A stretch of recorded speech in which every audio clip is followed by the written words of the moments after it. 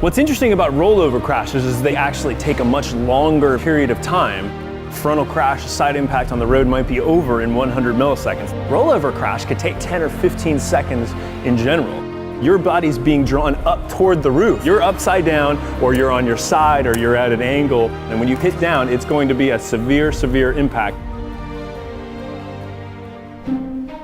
This is the Center for Applied Biomechanics, and here we apply the theories of mechanical engineering to the human body to describe how injury occurs in traumatic events. Rollover crashes are about 2% of all automobile crashes on the road, but account for about 1/3 of the vehicle occupant fatalities. Rollover is a major public health problem.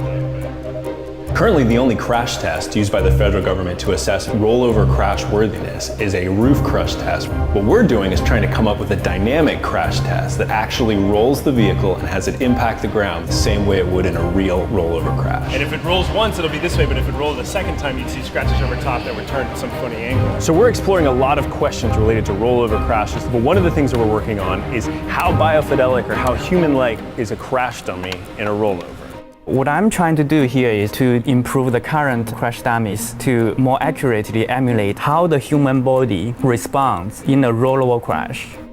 Our goal is to supply information to the community. We want to learn how to protect occupants in rollover crashes. If we can get that information out to the manufacturers, they could use that information to design environments so that when you are in a rollover crash, you have the least chance of sustaining a serious injury or dying.